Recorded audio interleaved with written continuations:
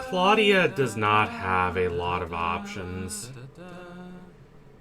Her decisions are fundamentally her own, and she bears the responsibility for them.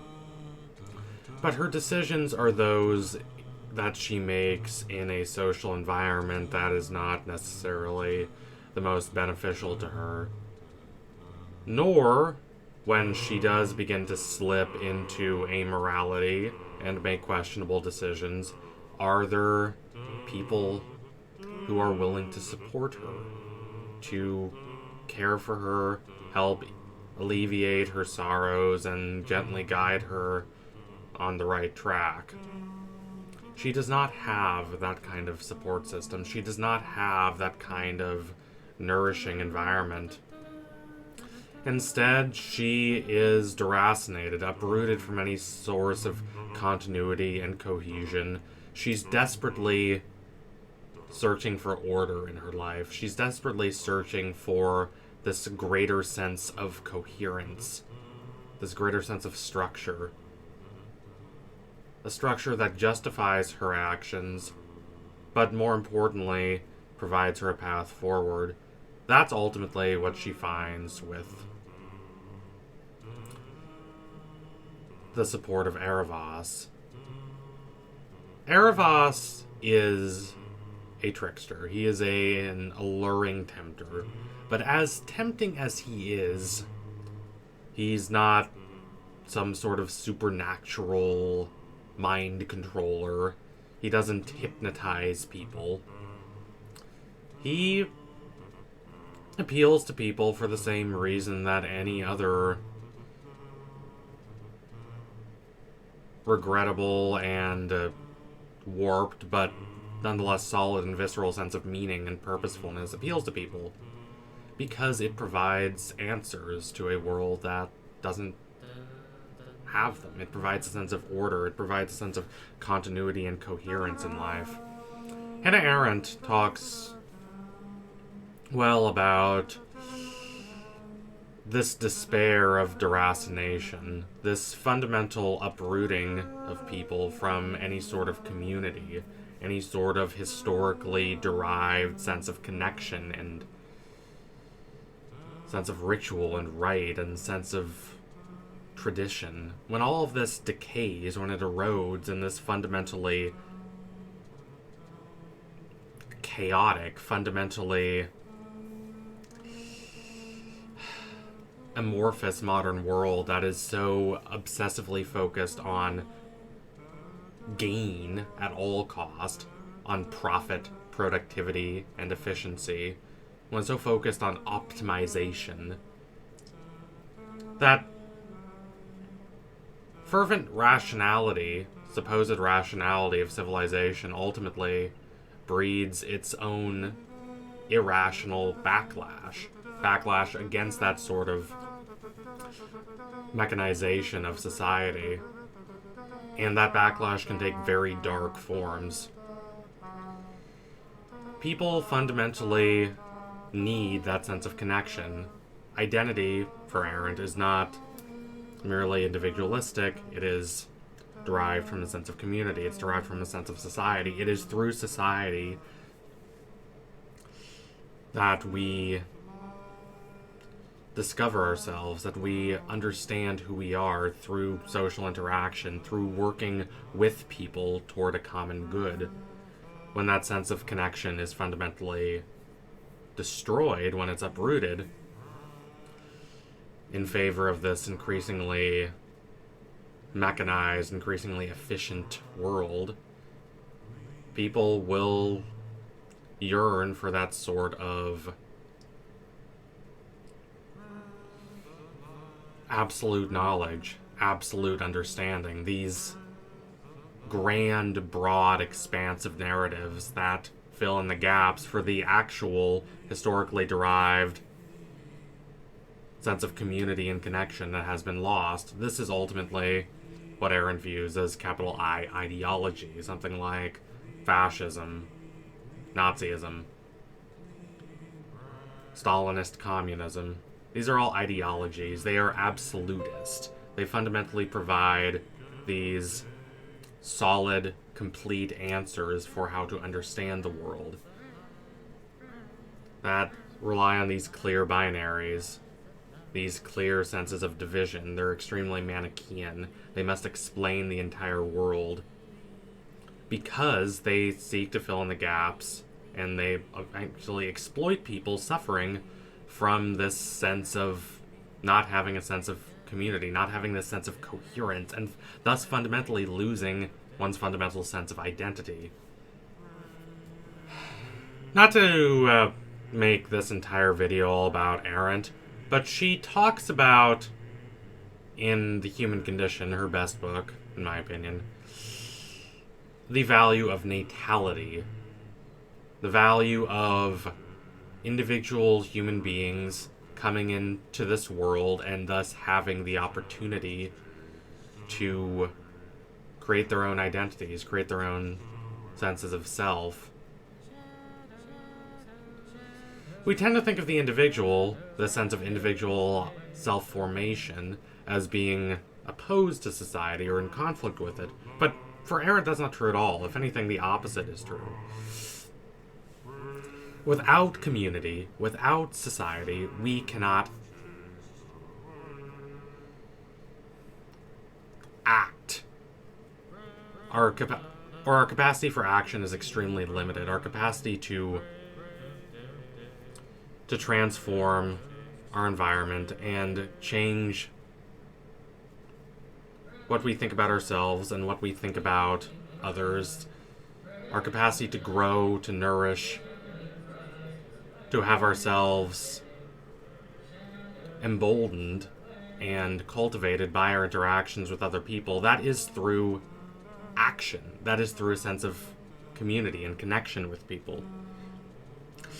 The problem Arendt discusses is the problem of the mere mechanization of the individual life. The sense of natality means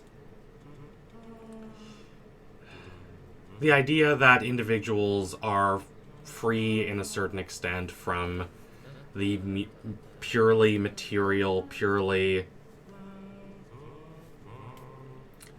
empirical bounds of life, are purely animalistic bounds. Not to be too abstract about this, but it basically means that people inevitably live short lives, their bodies decay, and they die, and the cycle goes on and on and on. There is nothing new and nothing regenerative about this.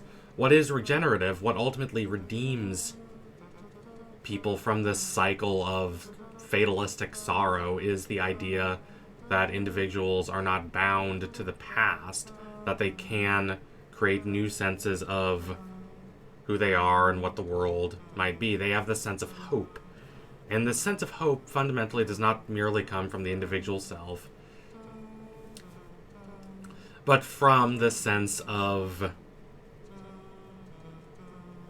society, because it is in society that people have to act, that they have to behave, and it is through actions and not simply through thought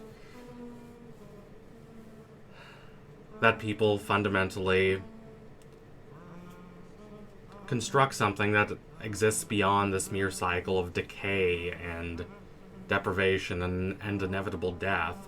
Everything from a work of art to something as big as a city or society as a whole, it is fundamentally a result of action and interaction, of people experiencing the world together. When that sense of society, when that sense of community is fundamentally lost, and the individual is left isolated, that sense of action, that sphere of experience is severely limited.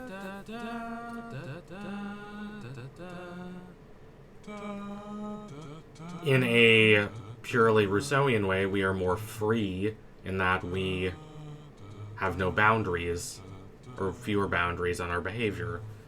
But in a sense of actions that matter, actions that affect how we see the world and how others see us, that fundamentally affect how we experience our environment. We're ultimately pulled away from them if we're pulled away from the sphere of action, from the sphere of society, from the sphere of actually revealing ourselves to others, and in doing so, revealing ourselves to ourselves.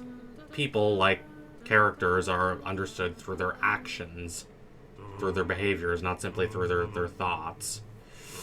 All this is to say that Claudia fundamentally lacks any sense of natality. She fundamentally lacks any hope for the future, for herself or for society.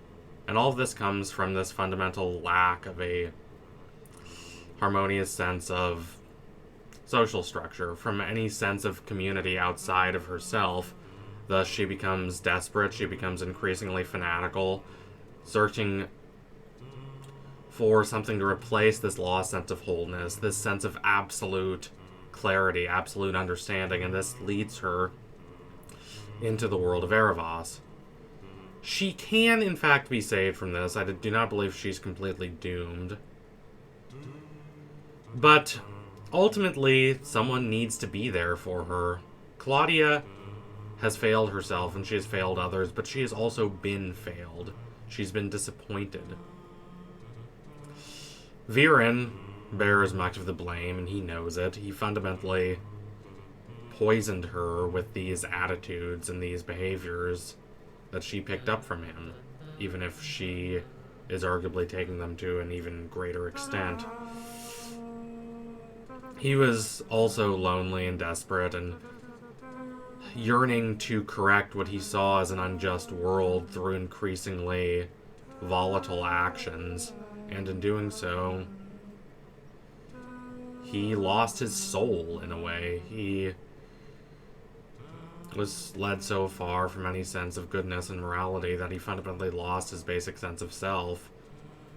His life is ultimately a sad one, and he does not want Claudia to go down the same path, but his influence on her has led her to do just that, to view herself as fundamentally opposed to all others. But one can even think about someone like Soren as not having helped her as much as he perhaps could have. Now, one can understand Soren not wanting to stay, wanting to completely leave her behind and escape that family. That's understandable and laudable in a lot of ways, but ultimately, it leaves Claudia with fewer people she can rely on. It accelerates and amplifies the sense of fundamental betrayal. Someone really needs to reach out to her. I don't know who can do it, and I don't think it would be easy. Maybe Callum, maybe Soren. I don't know. But she ultimately needs someone to restore to her some sense of hope, some sense of community outside of her sense of isolated self. Otherwise, there is not much she can do. Her capacity for action is severely limited. And she will be increasingly frail and increasingly prone to the machinations of someone like Eros. Anyway, thank you all for watching. If you liked what you saw today, don't forget to like, comment, and subscribe. Donate to my Patreon if you can, and you want to see more videos like this. Keep watching The Dragon Prince, and be excited for the new live-action Avatar, which is coming out very soon. Adios, comrades.